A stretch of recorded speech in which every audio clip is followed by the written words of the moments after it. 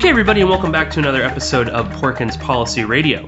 As always, I am your host, Pierce Redmond, and you can find this podcast and every other podcast free for download by going to porkinspolicyreview.wordpress.com, and also by going to my YouTube channel, which I hope you do subscribe to, which is youtube.com/1138porkins. Well, everybody, today we are joined by two of my favorite guests, Tom Secker of Clandestine and SpyCulture.com, and Sibel Edmonds, who, of course, is the founder of BoilingFrogsPost.com, the author of two books, Classified Woman, as well as her new book, which we recently spoke to Sibel about, which is The Lone Gladio. And Sibel and Tom are joining us again on the show to kind of pick up where we left off last time, where we were had a roundtable discussion about Gladio, and we're going to get into a whole lot more detail and different aspects of it. But first, Tom and Sibel, thank you both so much for joining me on the show again. Well, thank you for the invitation, and it's such a pleasure. I really enjoy this discussion, and I love the fact that it provides a good forum outlet for people to listen to these topics, which I know are not covered by any other outlets. And I'm talking about the so-called alternative outlets. I think other than us, I really haven't found any other outlets that really go into the issue of Operation Gladio, the macro pictures of this geopolitical chess game. And so it's great to see that I'm not alone. And there are people like you and Tom Secker, both with expertise and interest in the area. And I'm also happy on behalf of people who get a chance to hear things that I know they are not going to hear anywhere else, period. Well, absolutely. And I think that's why this is so important to continue talking about Operation Gladio and what's going on in Central Asia and the Caucasus, because it is so important, and there is a severe lack of good information out there. But picking up where we sort of left off, we kind of ended, Sibel, with your sort of take on Russia's sort of not doing very much in the face of NATO's expansion in and around the traditional Russian sphere of influence. And you spoke about the notion that you had sort of heard these rumors from people who I would only assume would have a good sort of inside knowledge of this, that a lot of this had to do with the oft-used Gladio practice of blackmail, that there might be bank accounts in Cyprus, and you also pointed to Malta, where Putin might be depositing quite a large sum of money, and that, for all intents and purposes, Operation Gladio, NATO, the CIA, they sort of know about this, and that this is sort of one of the things that kind of holds Russia back from sort of pursuing confronting Gladio, because obviously Russia has to know a great deal about what is actually going on. And at the end of that, I sort of mentioned Russia propping up Abkhazia and South Ossetia as sort of a response to NATO. But I thought we could kind of start first by kind of expanding on this idea, and, starting with me and Tom kind of explaining how we see this developing. And I wanted to sort of pick up on the idea that Russia, in reality, knows what's going on, obviously, but that they sort of allow this to go on to a degree, and that they're allowing this sort of stuff for several reasons. And I think that the blackmail issue obviously plays a huge part in this, and obviously there is a lot of dirt on everybody involved in here, and no one really wants to lose the power that they have. But I see, again, the sort of reluctance from Russia as being a bit more cosmetic. Whereas in reality, as with all geopolitics, there's a lot more nuance to this. So I wonder if, Russia sort of allows this to go on to kind of exploit the situation however they can, and also to gain intelligence, because obviously they can't know everything that's going on with Gladio. And in the overall scheme of things, I think Russia in general plays the long game, as opposed to America, which seems very intent on short-term goals. So Russia is kind of, biding their time. And of course, I think in the intelligence world, where it's all about secrecy, you never say what you know, even when you absolutely know what's going on. And to kind of expand on this and to use as a case study, I thought we could look at the detainment of Ayman Al Zawahiri by the FSB, which happened around 1996 when he was traveling into Chechnya. Now, for anyone that doesn't know, Zawahiri was held for about 6 months. He was interrogated, presumably pretty harshly. Was probably tortured by the FSB. They seized his laptop, amongst some other things, and then suddenly, after 6 months of being held, he was mysteriously released and was even given back his laptop, which Russia claims to be unable to translate the documents that were on it, which were in Arabic. They got no useful intelligence from this at all. I wouldn't really buy that story at all. I'm sure that they absolutely translated everything, and probably made copies of it. And of course, that there were these sort of idiotic claims that there was some sort of deal made between the FSB and Al Qaeda. This was picked up recently. I think just last year there was a Business Insider article which went into all sorts of conspiracy theories about Russia and Al Qaeda, and groups such as the Jamestown Foundation, which we've spoken about on this podcast before as an obvious CIA front, has also sort of gone along with this. Of course, neither of them mention where Zawahiri got 4 different passports, all with different names. They never really pick up on the fact that along with Zawahiri, another person was detained with him, Ahmad Salama Mabruk, who ran operations for Zawahiri's Islamic Jihad group in none other than Azerbaijan, which is an obvious NATO Gladio proxy. But I sort of wonder if this isn't the kind of strategy that Russia uses a lot of the time in terms of what's going on with Gladio, that they'll sort of allow for NATO and Gladio operatives to sort of do that, and they'll enter in there, and then they'll take them, and then they'll sort of question them, get as much information as they can, and then release them. Because seemingly, if you or I captured Zawahiri, I'm sure we could get a lot of information from him. But it is odd that they just sort of then let him leave, along with his laptop, where, God only knows what was on there. And I wonder if this is sort of a question of it, you're better off with the devil you know than the devil you don't know. Obviously, at this point in time, Zawahiri in the late 1990s was working very closely with NATO. And it seems that, Russia, if they really wanted to, they could have kept him forever. They could have executed him. They could have done any number of things. But it seems like a lot of this is sort of letting them go back out and then kind of following up on them, figuring out where they're going, what they're doing, and trying to piece together this sort of overall picture. And I think, as we'll discuss later on in the podcast, there are some similarities between that sort of action and what happened with some of the Boston bombers, which Russia knew quite a bit about, especially the older brother. But I don't know, Tom, maybe you want to jump in here and either comment on that or sort of add your own sort of ideas about how Russia has been reacting in the face of NATO, because it seems that, at least to me, that again, this is more sort of a long game approach, and that they're not going to go out and really necessarily confront what's going on, but that they will sort of allow for these things to go on, and of course work within the quote war on terror paradigm.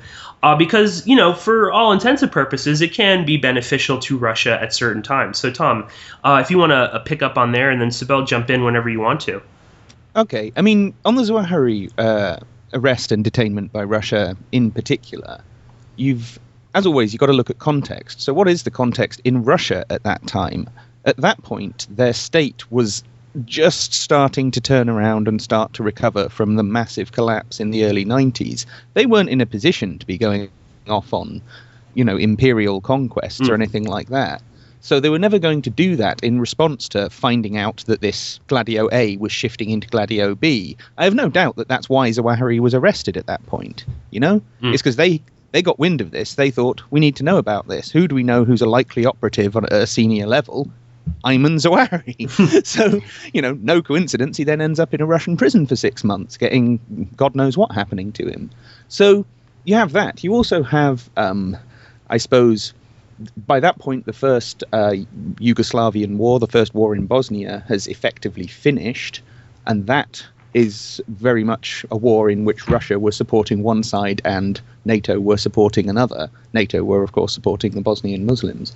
And that is, again, a sort of, if you like, a precursor to Gladio B. That sort of operation it links together what happened in Afghanistan with what's going on now under Gladio B. So you have that as part of the context as well. So what was Russia in a position to really do about this at the time? They didn't have the facility, they didn't have the intelligence, they didn't have the stability of state to go and actually directly counter this from a kind of intelligence point of view, go and infiltrate Gladio B and try and screw it up. So what do? They get hold of the highest ranking operative they can, hang on to him for as long as they think they can get information out of him, and then let him go again, because they have no real reason to keep him permanently. And let's face it, if they kept him permanently, it might have become a bit of a sticking point because NATO wanted him back. So that would be my view on that. In terms of the overall Russian strategy, again, you've got to see it. Russia is not the same state that the United States is over the last 25 years. The last 25 years have been vastly, vastly different for Russia in terms of their economic situation, in terms of their capacity to actually do these sorts of things. The notion that Russia would have countered the 2003 invasion of Iraq in a military sense is ridiculous. That's not how Russians do things. That's not how they approach. That's not really how they've ever operated, even when they were an imperial state and even when they were the Soviet Union. They didn't really launch that kind of action.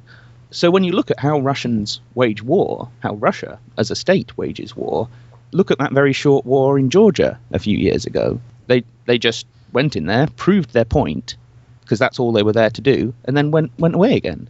It's not like these ridiculous wars that NATO gets involved in, where we're stuck in countries for 15 years and we're not even sure what it is we're trying to accomplish anymore. Or at least none of the public has any idea what we're trying to accomplish in Afghanistan anymore. No one could really explain what the aim is anymore. But Russians don't get involved in that kind of thing. The one obvious exception being Afghanistan, and that whole thing was, something they were to a certain extent suckered into, and it was utterly stupid. That was a complete miscalculation on their part. And every once in a while, I suppose they do things like that. But you know what I mean? This just isn't the Russian strategy.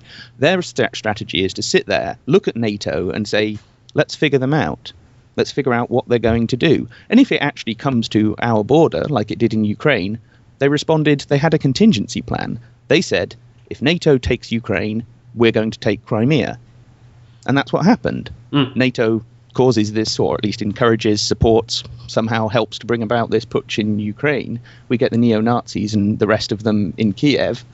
Almost instantly, and without a lot of fuss, Russia just executes its contingency strategy. It annexes Crimea. It now actually has more territory than it had before. So this is how they do things. I think a lot of the time is they sit there, they watch, they have contingencies in place, they have plans in place, because this is how you play chess. You think, if they move like that, I will respond in this way. And we keep seeing this playing out time and time again. So, yeah, that's kind of my basic thinking on those questions. Yeah, and quickly, just Sibel, before you jump in there, I do wonder too if Russia isn't kind of blackmailing Gladio with some information. Obviously, even the information that was on Zawahiri's laptop, while it's probably very out of date right now, I'm sure that there are bits and pieces of that no one really wants to see the light of day.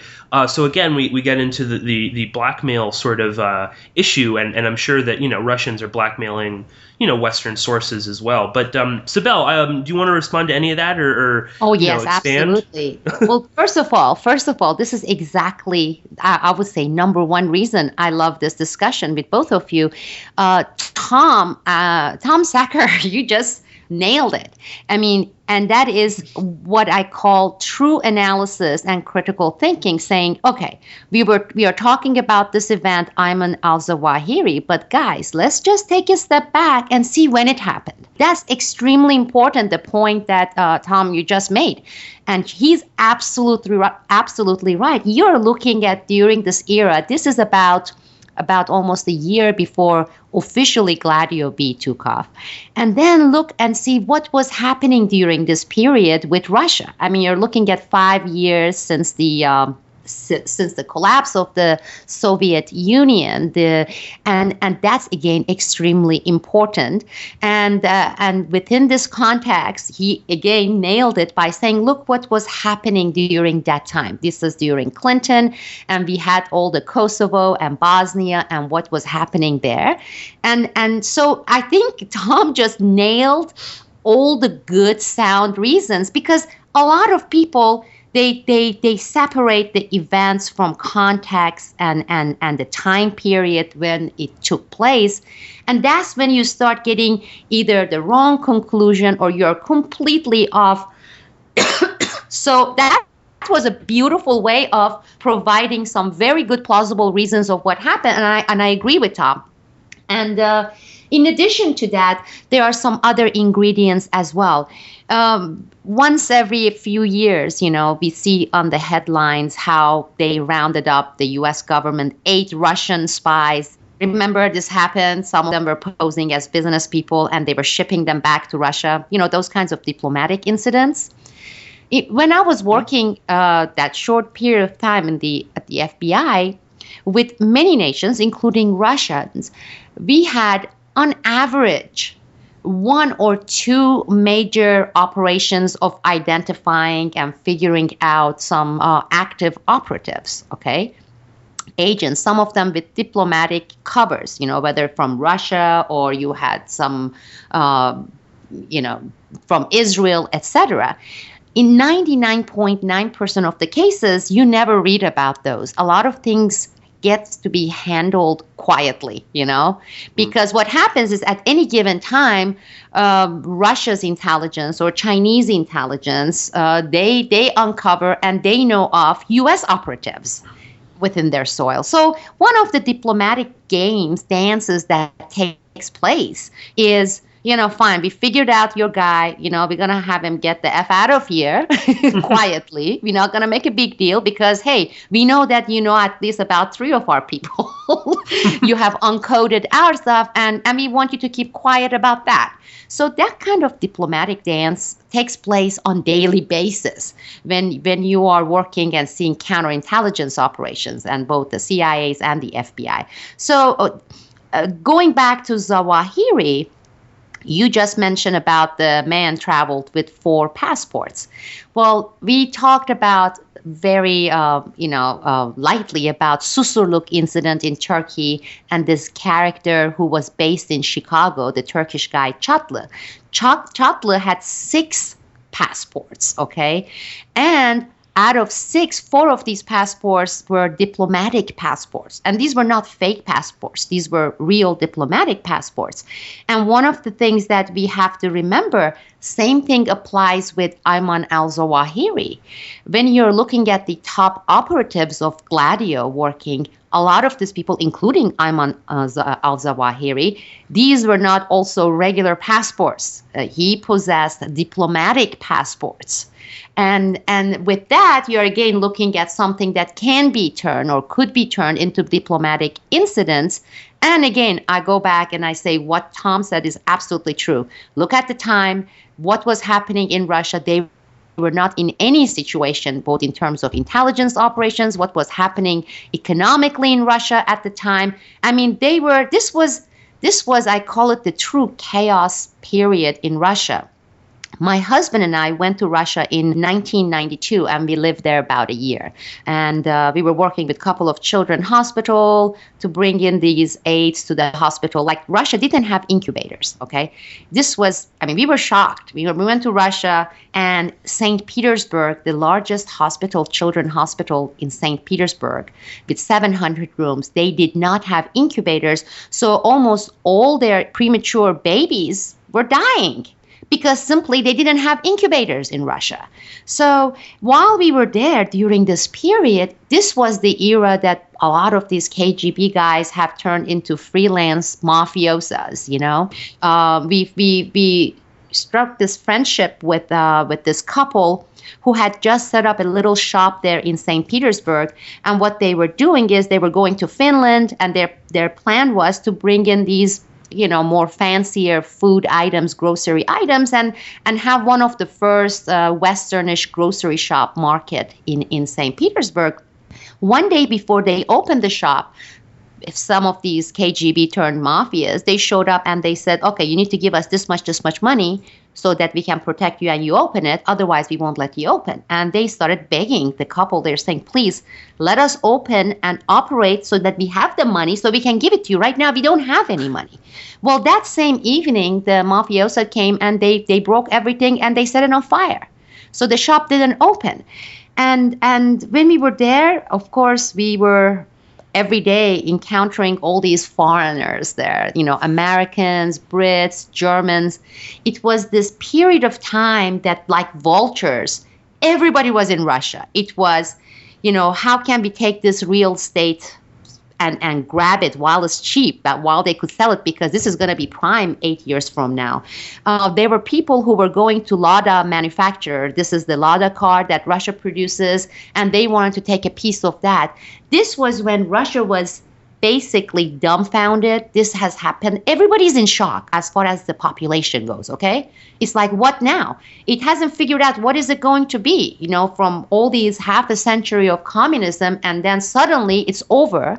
And this time period was when they were trying to find somehow their footing, okay? So that's why I'm saying it's very important what Tom just said. And this arrest and this detainment took place during this time period. So we have to put it within the context which he just did. And to that, I just added the fact that when you're looking at figures like this, Ayman Al Zawahiri, it was not only regular 3-4 passports or fake passports. Ayman Al Zawahiri has had diplomatic passports, as Osama bin Laden did, as Abdullah Chatla did. If you look at the top figures or even some of the mid-level figures there, you are going to see that, interestingly, they possess diplomatic passports.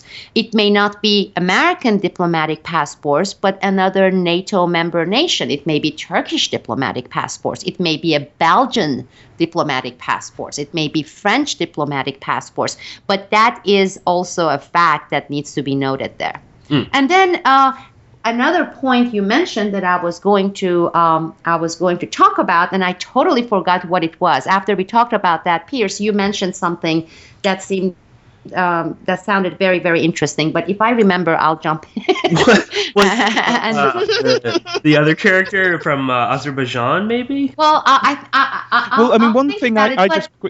one thing I was just going to quickly add there is that when exactly was Zawahiri arrested, Pierce? You must have this in your notes in front of you. It was late 1996 because he wasn't released until 1997. Within September 1996. Okay, so that is also about the time, and this may not be quite so important, but I just thought I'd bring it up. That's pretty much the same time that Putin first becomes Prime Minister of Russia. Not president. I think that's quite important. Yeah. Well, yeah.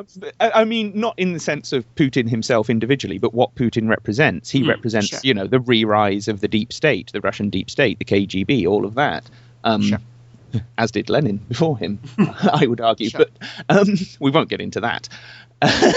So, I think that's another little bit of context that tells you something. Why was Zawahiri arrested then specifically? Well, it's partly because that's the point at which I think the Russian deep state felt, right, now we've got our hands back on the tiller. Now we've got this under our control again. Now let's start, looking at what else is going on. Because, like I say, they didn't have the intelligence capacity in 1993 to go and start infiltrating Al-Qaeda and things like that. It was only the CIA and MI6, who could do that at that time. So that wasn't a battle they could fight. So they had to, fight it in a different way. And as we've seen it, as time's gone on, they have become, just a little bit more aggressive as their state has become more economically stable and more politically strong. Iraq, they didn't do anything. But when it came to Syria a few years later, and Syria was very important to them because it is their warm water port, it is their entrance to the Mediterranean militarily as well as economically, they stood up and they said, no, we're not having it. We're not letting this happen. And then they staged this ludicrous chemical attack story, which I'm still not quite sure what really happened there, but it certainly wasn't what they said. And Russia had a contingency plan. They said, OK, we will assist Assad in getting rid of his chemical stockpiles and sell him some weapons to replace them with. And therefore you can go away and there isn't a problem and NATO doesn't have to invade. So they'd clearly seen this possibility coming. And so once again, they had a contingency plan in place. And I think the same thing in Ukraine.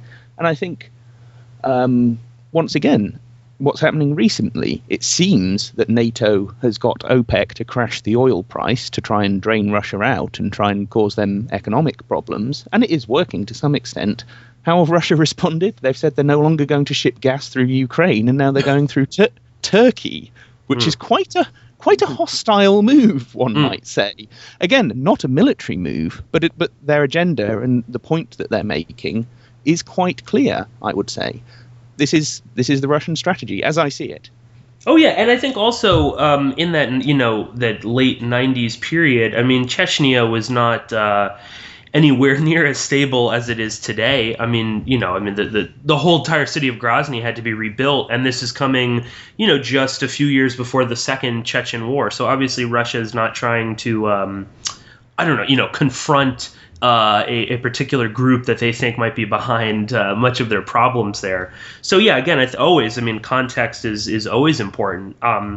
And as you were saying just there, Tom, I mean, they do have a contingency plan always. I'm not sure how, strategic this deal with Turkey with South Stream will be, but because it certainly puts Turkey in a very powerful position economically and geopolitically. But I don't know.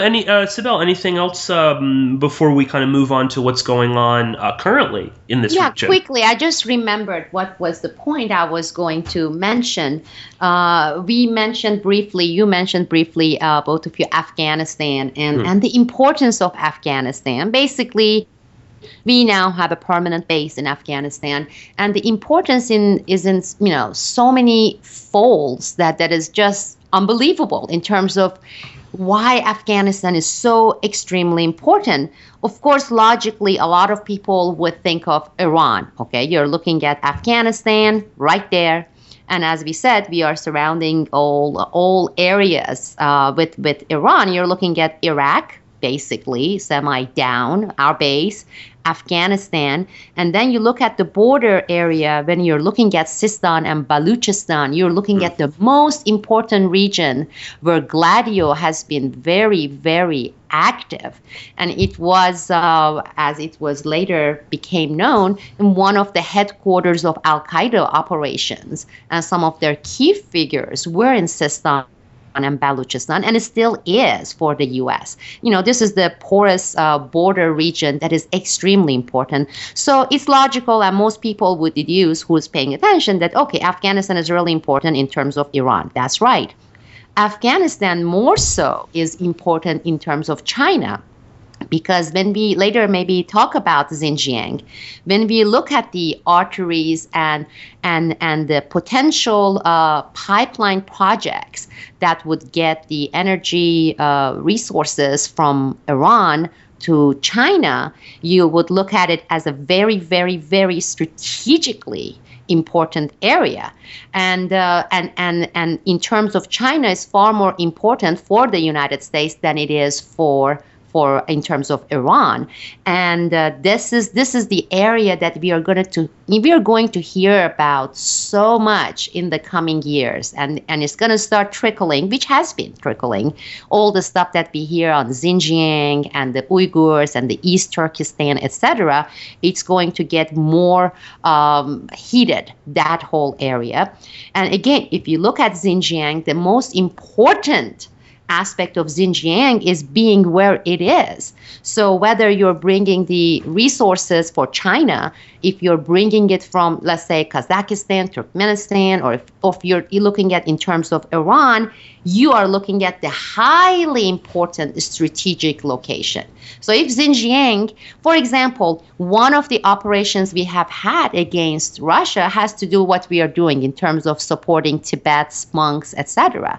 I mean, I mentioned it during my interview just a couple of days ago, but, Richard Gere coming and having his Oscar scene about, how we should show solidarity. Well, what they are doing in terms of, they don't give a damn about the monks and the minorities. We have never given a damn about any minorities. It's never about minorities. It's only when we can exploit it, when we can utilize it towards, on the chessboard, towards our competitor, our opponent. And in this case, the monks and the Tibet has only one role, that against Russia.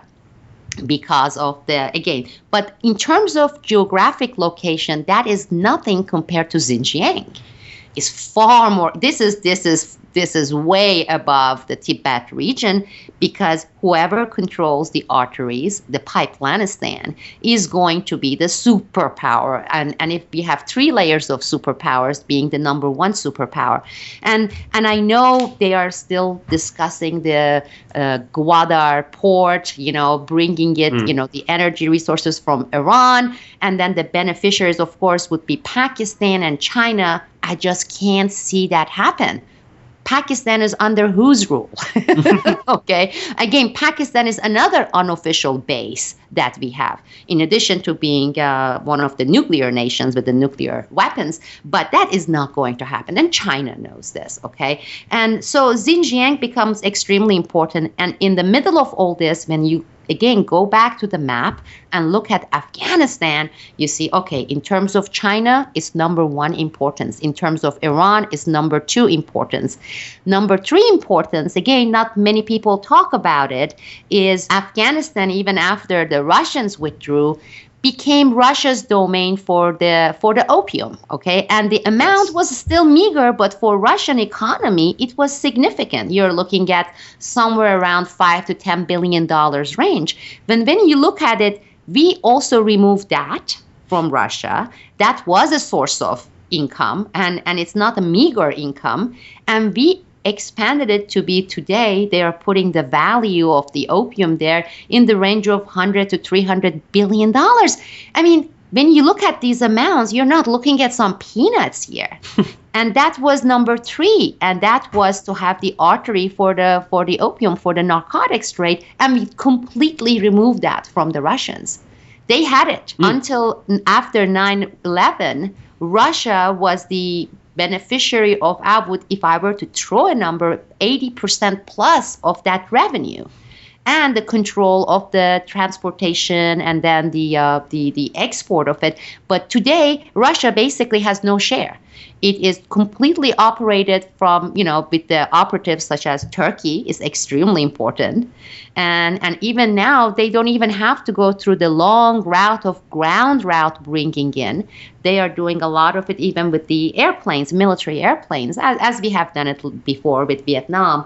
But that is another big importance of Afghanistan. So Afghanistan is extremely important. And of course, with 9/11, we got the green light to say we have the semi-justification. This is where we're going to go. This is where we're going to take over. And it is an unofficial base. And Pakistan is one of our unofficial base. People are talking about where we have actual formal official military base, but they are not counting these nations as bases. They are bases. Oh, and that's just, on that note, that's the case all over the African continent. While there's one, quote, official base in Djibouti, there are, thousands upon thousands of small military bases, particularly in Congo, where, we claim we have no troops. There are, just tens and tens of bases all over that country alone, not to mention the rest of Africa. So, yeah, of course, you don't need to have an official military base anywhere. But moving on to some of the kind of ramping up of Gladio operations, because much of what we've been discussing previously has been, sort of in the past a little bit, but we're starting to see a kind of new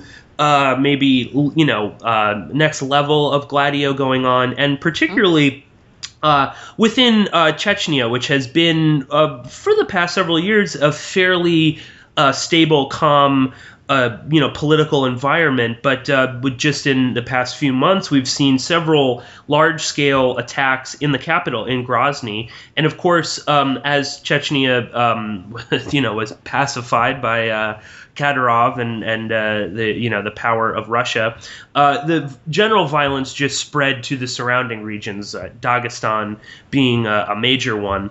But this does kind of seem like part of a kind of overall effort to kind of, jazz up the Chechen militants, if you want to say.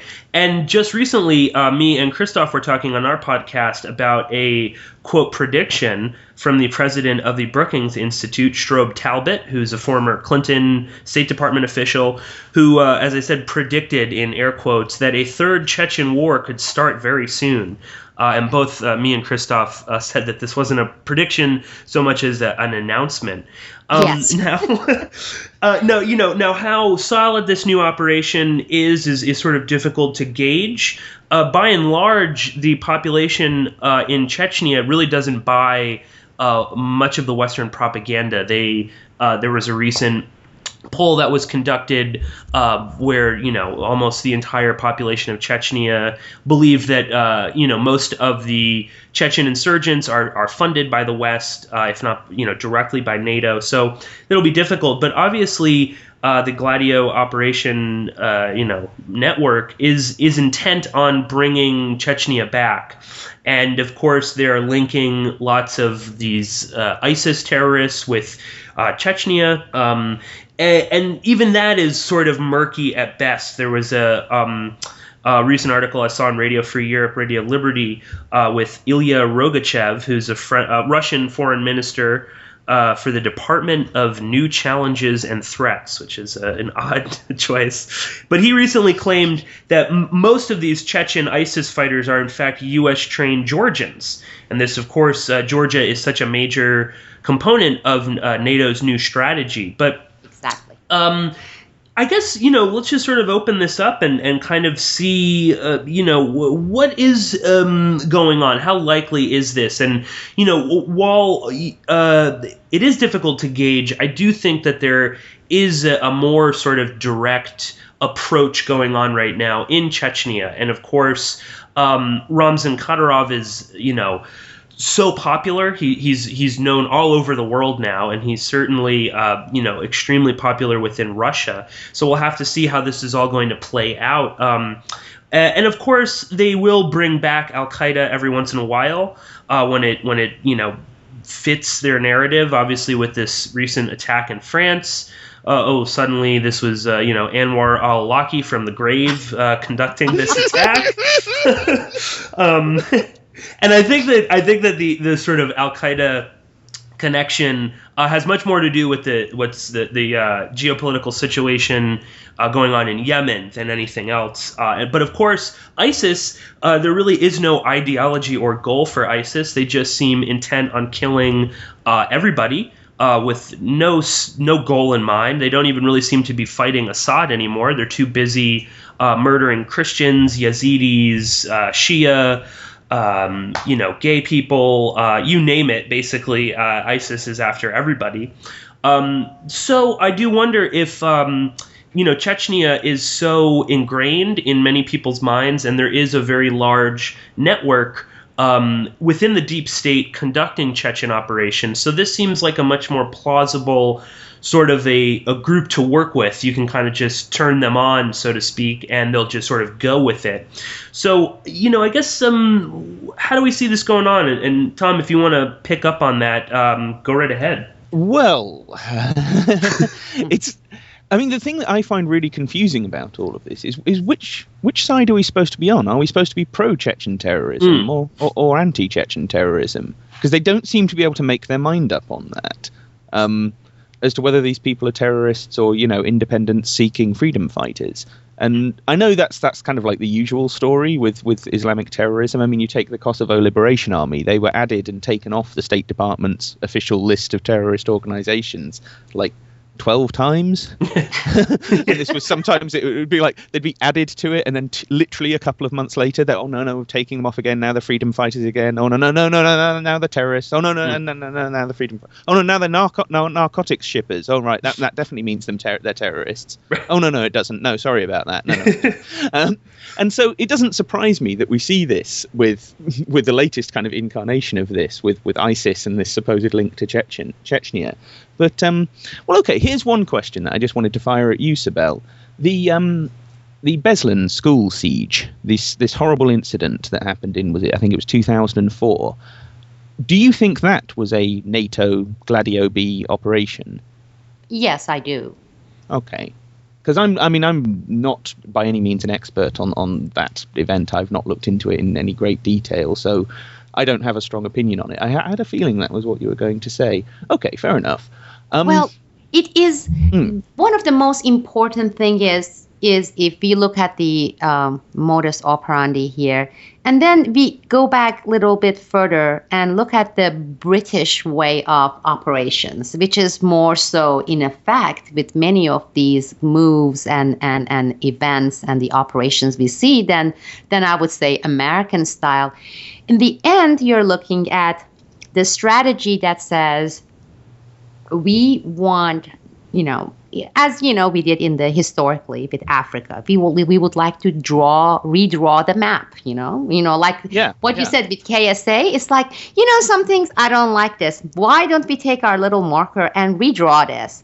And we redraw the map of the continent Africa in such a way that would increase the internal wars and chaos, because the maps are drawn, the borders are drawn along the conflict lines, and based on that.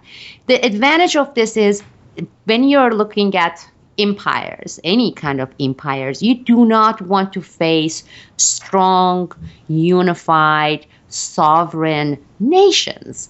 And what you do is you utilize everything that you can see along the religious, ethnic, race lines, tribal lines, to make sure that there is ongoing, unstoppable conflict and chaos on the ground. Therefore, thus, weaker nations are much easier to control and rule than the strong nations. I know it's very simplistic, but when you look at, again, the areas here, of course, we've been watching the events unfolding in Ukraine. And of course, we have this big prize right now there, Georgia. And I keep telling people, you have to keep your eyes. The next things that you're going to see after Ukraine is going to be Georgia. Okay. So with the collapse of the Soviet Union, what did we do? We saw that, okay, we have this Soviet being broken apart, we have these so-called independent states, okay? What we couldn't do during the Soviet era, that was when we started doing, and that is, take over Azerbaijan, do this with Kyrgyzstan, do this with Azerbaijan and Ukraine and Georgia. And in Europe, with Eastern Europe, we were not even happy the way things were. Let's break them apart even further, okay? And that was what we were looking at during the Balkan Wars, with Kosovo. And what happened? We don't have any longer like Czechoslovakia, what happened to Yugoslavia, and break it into smaller units, okay? And then start taking over. And look at how many of them became NATO members, right? And same thing, you're looking at Iraq. The ultimate end for Iraq is 3 Iraqs. There's going to be a completely different autonomous region, which is currently not possible because of Turkey factor. That is going to be Kurdistan in northern Iraq. Then you have the Sunni Iraq in the center, and then you have the Shia Iraq in the south, and each one of them being, start withdrawing and borders and becoming smaller chunks and nations, thus easier controllable. So once we are done with the primary initial prizes, which we are, Azerbaijan, Ukraine, Georgia, Kyrgyzstan, etc., then it is to take and have this break into further units. I mean, currently, Chechens are Russian nationals, okay? You have Chechnya and you have Dagestan, okay? They have the names as regions, but they are not states. The ultimate goal is, when you're looking at the chessboard, is to have a Chechnya as a nation, as a small nation. It's no longer part of Russia, and it's right there within the borders. You're even closer to your competitor, to your opponent. And to have Dagestan as a separate nation, to have Xinjiang. With China, it was, the importance of Taiwan.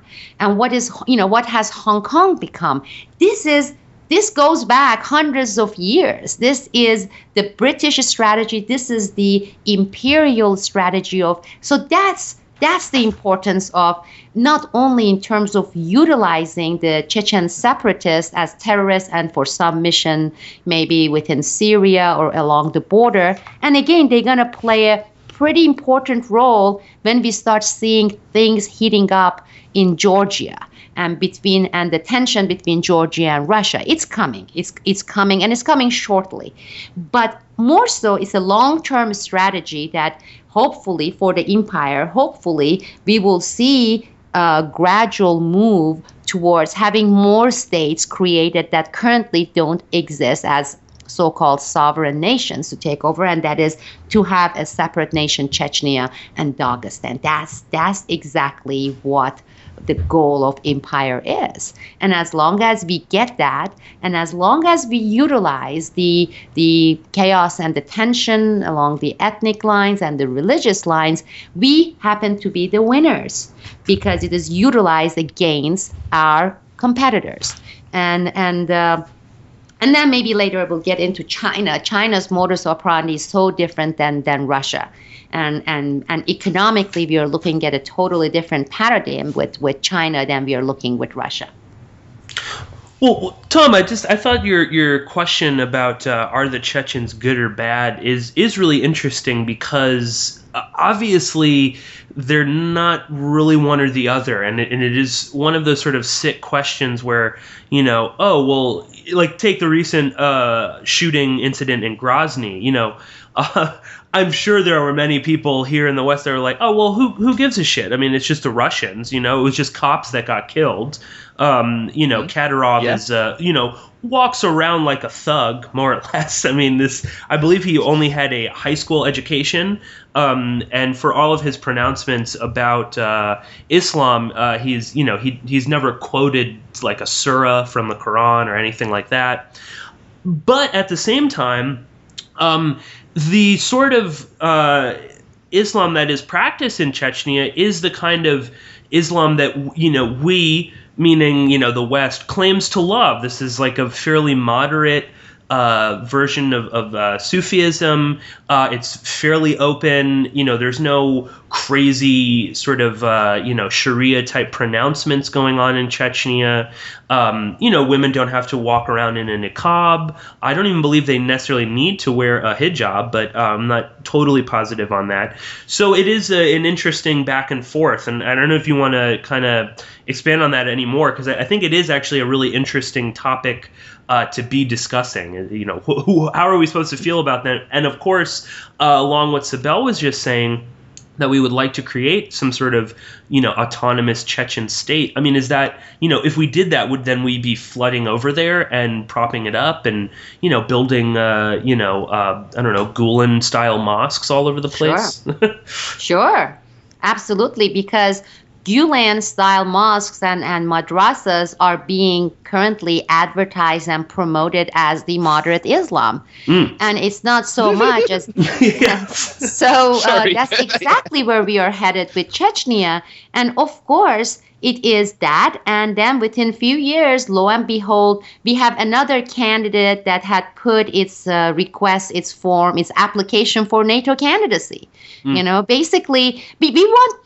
90% of the world is going to be NATO members. That's right, or 99%. We are expanding because now we know that NATO officially has, I don't know what they call it. I call it the satellite base, because NATO, even by its name, it was supposed to be North Atlantic. And then, after Eastern Europe, Central Asia, Caucasus, And then NATO satellite partners, when you're looking at United Emirates and Kuwait, and these are NATO satellite offices. So they have some kind of a membership. It's like you have platinum level with the credit cards and the gold level. So theirs is like still in that, they haven't reached the platinum. They're in the silver level of NATO membership. And then we're going to expand it with the African nations. It's just like cosmetic name that is North Atlantic Treaty Organization, but it's NATO. But it is empires, and then say this is the empire fronts for the West, and here are the two. One of the major one being China, and the other one we will see is Russia. And then again, maybe if we have time left over, if not this time, next time, we will talk about the importance of Russian nationalism and the long-term goal for Russia. The biggest threat for U.S. is, and has been since the fall of Soviet Union, is the Russian nationalists, okay? And some of it you overcome by having leaders that you're comfortable with. We have been comfortable with all of them because we had a role in their existence, whether you're looking at Yeltsin or before that group after Yeltsin, and you're looking at right now Putin, which is going to be one of our topics, if not this time, next time. They are not what I consider or term as nationalists. No. So that's one way, is through the leaders, the prime ministers, the operatives, even the financial moguls within Russia. Those play important roles, of course. But the other thing is time, and that is, okay, this took place in 1991, 1992. We are looking at this over 20 years has passed. It's the gradual McDonaldization, that's what I would call it, of Russia, because you're looking at a generation of Russia that's going to disappear. So that threat is going to get to be reduced when you're looking at the new generation Russians and compare them to those nationalists that right after the collapse of the Soviet Union, after going through the initial shock, they are looking at things and they are disgusted. And that's a significant percentage there, not majority, but it is significant enough. 10, 15, 20 years from now, a lot of them are not going to be around.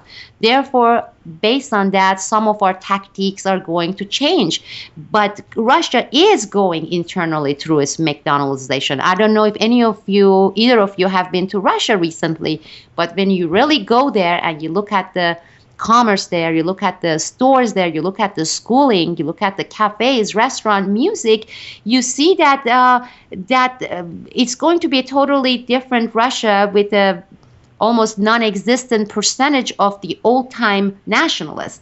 And we are still waiting out that time period. Thus, the sensitivity and importance of keeping people like Putin in place.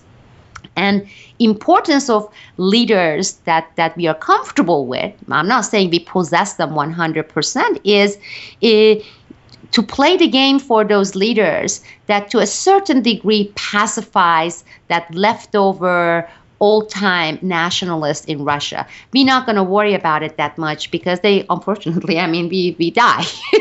and they're not going to be able to bite. They're not going to have much teeth left in another 10, 15 years with their dentures. But that is the risk that we are playing it so that it is contained. And Putin has to contain that percentage of the population, the nationalists. And that is, he has to bark, and sometimes bark very, very loud. Otherwise, think about it. You are going to see mobilization of that, however a small percentage of the old-timer Russian nationalists. And he's been playing that very, very good. Because even when you look at it from from this side, from our side, you say, oh yeah, there are people, our activists here, they're saying, hooray, look, he's being tough. Actually, he is our hope to contain our imperial power here, because we went from bipolar world to unipolar world. But that's the surface, that's the cosmetic. It's a smart play that pleases the Western powers, is for Russia to play it that way. And that's true even with Middle East, when we have puppet regimes. And our puppet regimes, usually, look how the leaders of these puppet regimes that's been installed once in a while have to bark very loud about Israel, even though they are serving Israel. Yeah. But to contain the population, I mean, it's even true for Turkey.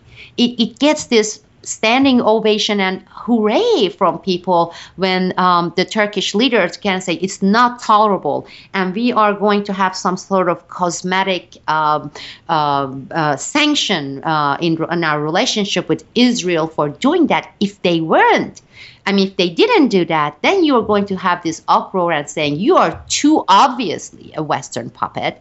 You are too obviously against the Muslims' interests or this geographically, this particular strategic location's interest. You are completely Western. So that has to be present. Israel loves it when Saudi Arabia, the Saudi Arabia prince and kings and whatever, they are getting up and they are just talking and saying really tough stuff about Israel.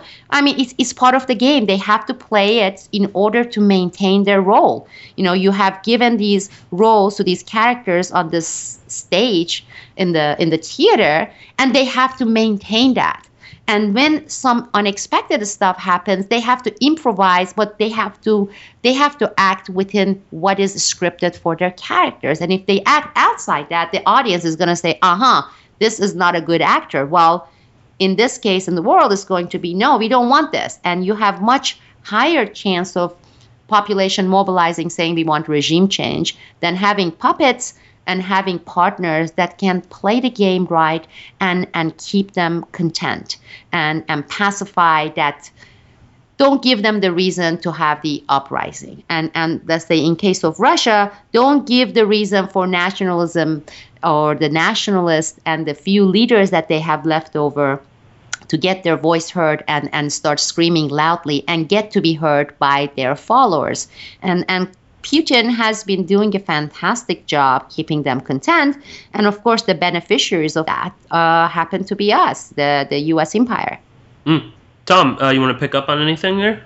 Well, just to go back to before what you were saying about Chechnya, and I mean, when I was asking the question, which side are we supposed to be on in this, attempt by NATO? I mean, clearly that is the long-term strategy, is to start balkanizing, if you like, Russia's southern border. And Chechnya and Dagestan would presumably only be the start of that. Presumably they would try and continue that all the way along, to the Pacific. But anyway, what I was going to say was that I was kind of asking it sort of as a joke in terms of, how is the media playing this? How is the popular mainstream press trying to convince us to, which side are we supposed to be picking in this? And it was never particularly clear to me whenever I read mainstream press coverage of Chechnya. But from the perspective of what I, me, you, Sibel, think, what side should we be on? That's not an easy question for me to answer, because part of me says it might actually be good for the Chechen people to have their own state.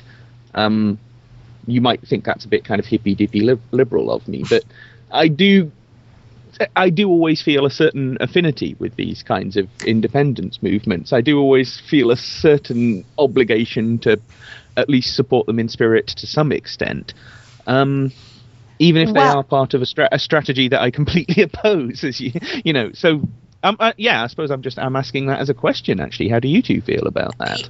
I think it totally depends on the outcome. This topic came up. For example, there are people who say, my God, you don't have any sympathy towards these people who have been actually oppressed by the Chinese regime in Xinjiang. Of course I do. Yeah. You have to, I keep telling them, and you have to separate the general population. I think, has China been oppressing and abusing the Muslims, the Uyghurs there in Xinjiang? Absolutely. Have they committed some, significant level atrocities there? Absolutely. However, what happens is when you look at the competing powers saying, I'm going to utilize this for my own benefit, and in the end, once I have utilized it, and let's say I have it separated, then I'm going to plant my own puppet to rule this place and govern it. You're looking at the population is still going to be oppressed. Think about Saudi Arabia. Okay, think about any of the countries that we have puppetized by taking over and putting there. Which one of these nations in that part of the world would you consider democratic, where people are, Saudi Arabia? Of course, our media is not playing at all how they are stoning women, how they are beheading people, how they are giving them the leash, how they are torturing them and detaining them without any due process. Well, Saudi Arabian regime is a very, very oppressive dictatorial regime that we have installed. We are keeping in power with our military. And Saudi is sovereign, right? So in the end, it would be like comparing and saying, well, which would they be better off this way, Saudi Arabia, which is horrible, or that way, which is horrible, and then having to decide the degree of horribility, to say which one is the lesser of the two evils. And again, it's we don't know until it happens. And then see, are they, in general, as a whole, better off this way, or are they better off that way? And again, that totally depends on that. And then that also goes very similar, even though it's not related to the topics we are talking about, how people justify, let's say, voting in the United States. They're saying, well, we know they are both serving both serving the same system. But let's decide who is more evil. If Obama ranks 99.2 on the degree of evilness, and McCain ranks 94.6 in the degree of evilness, we better all go and vote for Obama. And talking about this slight variation in the degree, in the end we have voted for an evil that is serving the same evil system. So really doesn't change the outcome.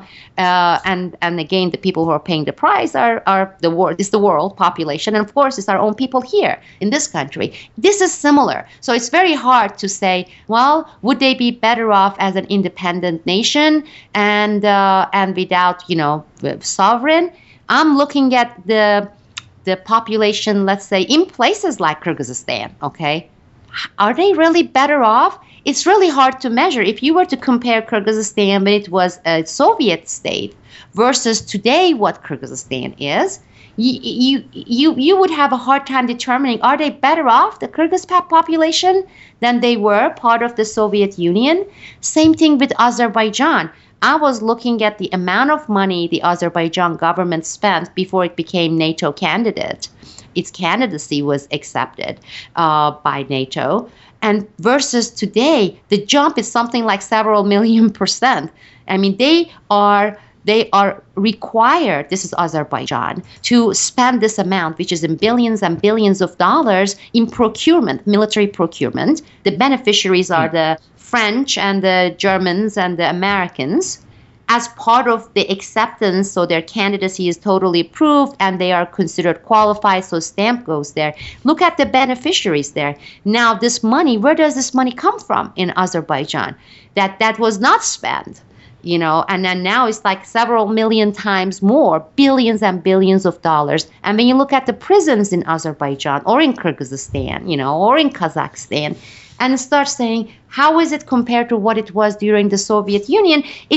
Soviet Union era, when they were not independent states, it becomes this, I don't know, it's hard to say, well, between the two evil, this is better. And so usually I don't even consider it that way. I say it's just a matter of being used and abused in the end, and you're abused one way or another, and no matter what the degree is, unless the degree is so significant that we'd say, sure, this and this and this, however, they are better off because the degree of difference is really significant enough to determine that. So yeah, I don't have an answer for that. That's the short answer. Well, let me rephrase it slightly then, because the way I see it, with Chechnya in particular, doesn't make a huge amount of difference which way we feel about it. The strategy is going to play out, and one way or another, what's going to happen in Chechnya is going to happen there.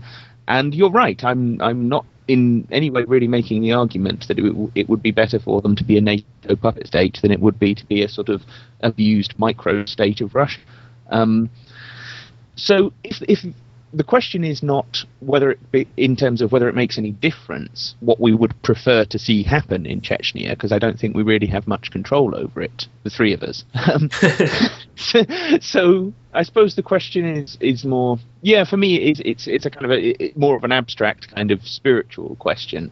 And in that sense, I would tend, like I say, to come down on the side of, I would actually rather see, spiritually speaking, I suppose philosophically speaking, I would actually rather see lots and lots of microstates, but I would apply that, of course, in my own country, and I would apply that to the United States, and I would apply that everywhere, because I just think it would be better off if you had lots of little countries and you didn't have any great big countries.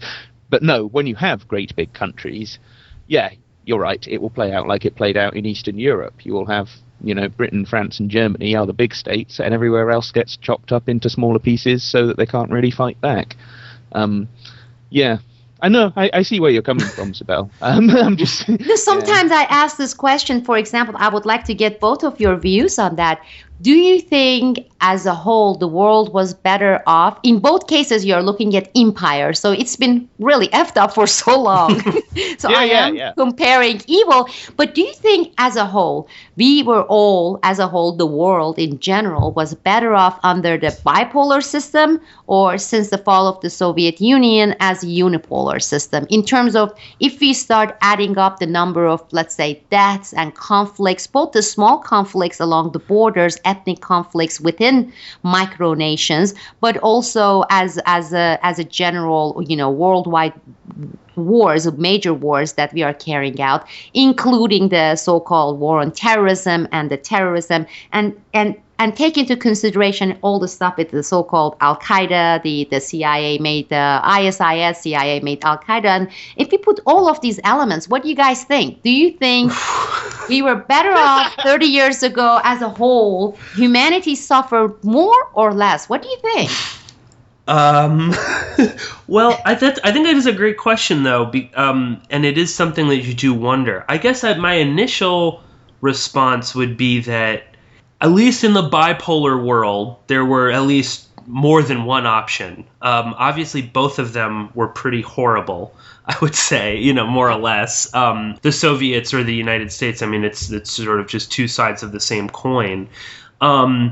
So I don't know. I mean, I think that in the sort of unipolar world, it might be worse in that when there isn't a real enemy, this mythical, all-encompassing enemy is created. So, a la Al-Qaeda, now ISIS, Boko Haram in Africa. I mean, there's a whole litany of these, shadowy organizations that come up. So I guess, I mean, in the unipolar world, it just seems more this sort of like, I don't even know, this sort of almost like a cult, we're all going to die, and from that will, rise the phoenix that will be, I don't know, NATO or something, or, some crazy sort of, it seems very focused upon death and destruction, whereas in the sort of bipolar world, at least you might have had there was some other option, or at least you could kind of go your own. And of course, I think in the bipolar world, there was the non-alignment movement meant a whole lot more, and obviously that became co-opted, and certain groups were propped up within the non-alignment movement, like the Tutsis in Rwanda, which did all sorts of horrific things later.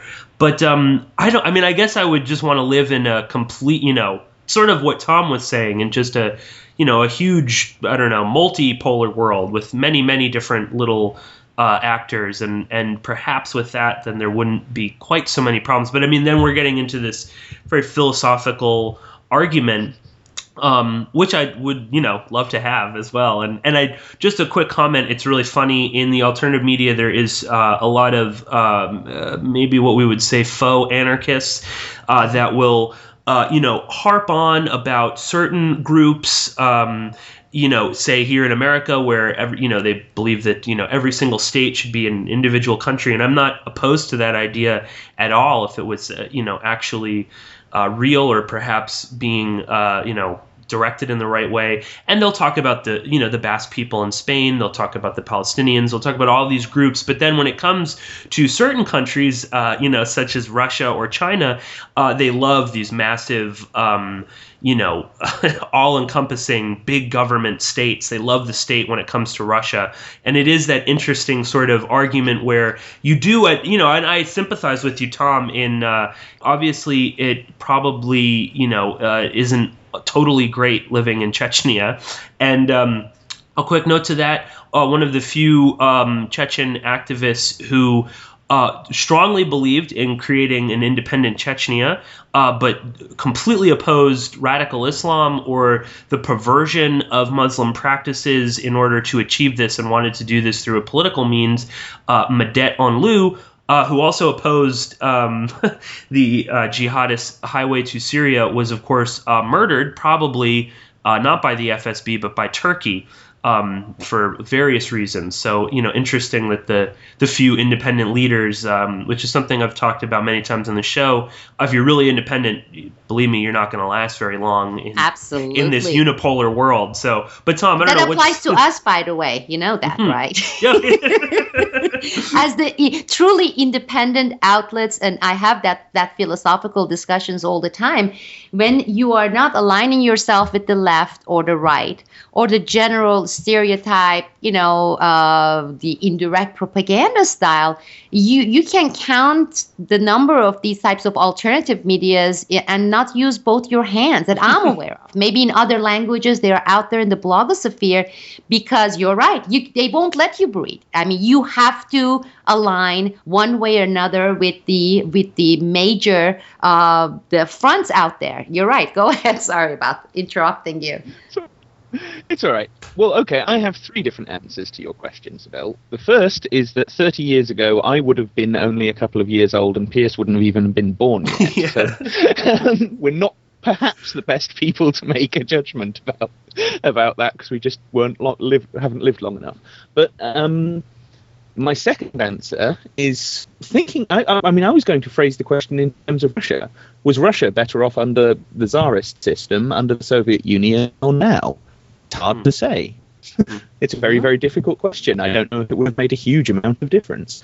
The third answer, I agree with Pierce. I think it was better under the bipolar system, because at least there was somewhere to defect to. I mean, now who do you defect to? There's no one to defect to anymore. I always liked a good old defection. It kind of shakes things up a bit. It's like if you're really stuck in your life, you can't think what else to do. At least you could defect to the other side and get something out. I mean, seriously, even with countries, a few years ago, before we changed our city, we were looking into moving to New Zealand, because I was saying, well, in general, among some of they have this and this better. They still haven't done this thing with their airport, so they're kind of holding off. And as we were looking into it, they made this agreement, and they struck this agreement with NSA. Then they said they are going to participate in the invasion of, I forgot which one was it. And then I said, there it goes. The Australia I would never consider. They have been the butler nation for a long time. But you're so right.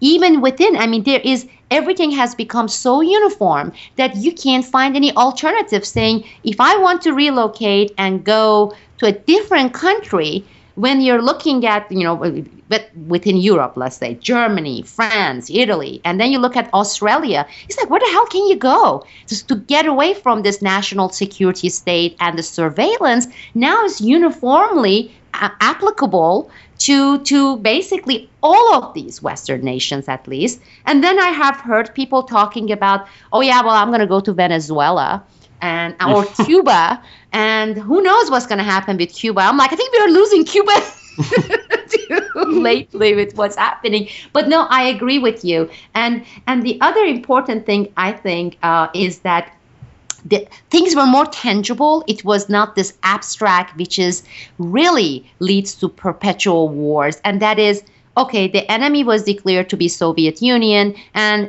we could have said, okay, they have this many warheads, and this is their border, we have this, and then things had to be compromised, and then the two basically kept each other to a certain degree in check. So even though with that doomsday prophecy and everything that was out there was it came with some sort of a tangible limits. And that was removed with introducing 9/11 and by having the unipolar world and having these enemies that you can't define. They're borderless. As we have talked about before, we don't know the count. So Al-Qaeda army, the supporters are what? They are 5 million, or they may be 50 of them or 5,000 of them. Because invisible, there is such an abstract concept they have created. Al-Qaeda did it. Al-Qaeda, they don't have any bases. There is no nation. There are no borders. There is no countable. ISIS. Or we killed Al-Qaeda in Yemen. Do you get IDs that says they were Al-Qaeda member? Okay, they killed Al-Qaeda. They can come after us. And they can put us in jail, and they say that we were supporters of Al-Qaeda. There is no way either one of us can put a defense. Okay? Well, yeah, how do you prove it? Because nobody ever even seeks proof. It has become this abstract notion. So there is no, quantifying aspects of it. There is nothing tangible. Therefore, it is limitless. I mean, it can expand, become ongoing atrocious war with multi fronts. Can be Syria and Libya and all the stuff put together and go on forever, because when everything about it is abstract, the end of it is abstract, which is there is no end. And therefore, I would say in terms of containability aspect of it, it doesn't exist. Well, I think on that note, I think again, we're now getting into some really fascinating territory again, and we have been talking now for a little while. If anyone has any sort of last minute things, I mean, I know I had some other stuff that I wanted to get to, but perhaps this would be a good place to kind of pick up again and expand on all these things in another roundtable. But Tom, did you have anything else that you wanted to add? No, not really. I think you're right. This conversation has reached another point where we've sort of answered some questions that we started with, but now we just have a whole sort of set of new questions. And perhaps that's the best place to stop it and just use those as the kickoff point next time. Yeah. Yeah. Sibel, exactly. Anything else you want to add?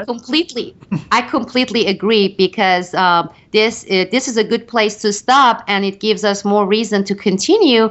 And I want to also add the fact that this is another reason I like this kind of shows, when it is true debate with perspectives and bringing the extra knowledge. Like, one of the things, he did a much better job articulating the importance of context and history with this, and with Al Zawahiri issues. And even during the previous interviews, we never got into it, which was very, very important. The advantage of having this trio debate on that. As I announced, my podcast program is coming, and I said, I don't want to do the interview business. When you bring an expert, question, and he answers, I get suffocated. I kind of get really bored, and it doesn't get my juice going. I don't get excited about it. I don't like the solo stuff either, I was thinking, because that kind of goes along with some guru complex. I call it guru complex. It's like, here it is, Sibel presenting her views of what's going on and interpreting and telling you this is the fact. I hate that too. This is my most, I would say, what I find most desirable, interesting, and exciting, this form of debate. So I'm game. I would love to pick this up, and we can continue anytime. I would love doing this with both of you. It's a great joy. well, excellent. And I think that this is a great forum to kind of discuss these things. And there really is a severe lack of interesting debate on this in the alternative media. It's become more and more sort of about selling a particular view, and while so many of them claim to, oh no, I'm not this, I'm not that, I'm for everything. Of course, you can figure out exactly who they are supporting, who's funding them, and whatnot. And it's really this sort of true independent alternative media that we need to have more of. But again, I want to thank both of you so much for joining me on the show. Tom and Sibel, quickly, if you want to just throw out your websites where people can go to learn some more about both of your work. Tom, why don't you go ahead? Sure. My main podcast is Clandestine, which you can find on YouTube and on my site, spyculture.com. And also, just a quick shout out, me and Vias are doing a series which will actually feature Sibel coming this spring on the CIA and Hollywood. So keep an eye out for that. Mm-hmm. And I'll be adding a little something post show about that as well. And Sibel, please tell everybody about your website and of course your books. Sure. Boiling Frogs Post. If it's too long to type, you can just put bfpreport.com, and that's our website. And the books, my original book, Classified Woman, nonfiction, biography, and The Lone Gladio was released recently. TheLoneGladio.com is the website. And an interesting note here, most of the sales for the book so far, for both of you, have been coming from UK. UK is number one country for both print and Kindle edition. And believe me or not, the second country is Denmark. And it may say something about the literacy rate, or maybe people were apt to getting engaged in some critical thinking, but I found that fascinating. And it was great to be with you, both of you. Thank you. Of course. Okay, everybody, so that about does it for this episode of Porkins Policy Radio. If you enjoyed this podcast and you would like to hear some more of my work, then please visit porkinspolicyreview.wordpress.com. And there, of course, you can find all of the podcasts free for download. You can also find all of the podcasts by going to youtube.com/1138porkins. And again, if you enjoy the type of work that I do and the material I put out, then please subscribe to my YouTube channel. You can always follow through the RSS feed, through email blasts. You can definitely always follow me on Twitter at Porkins Policy. And of course, if you enjoy this work, if you like this podcast, if you like the new podcast that I do with Christoph Gehrman, Porkins Great Game, then please do tell a friend about it, put it up on your social media, email it to someone, or simply just telling anybody is really, really helpful. And I appreciate all the work that the listeners do in promoting the show. Quick update. At the end of our conversation there with Sibel and Tom mentioned, of course, that me and him have a new podcast series that will be starting up. We're going to be dealing exclusively with the CIA and Hollywood, and we've got a whole lot of really interesting topics that we're going to be covering.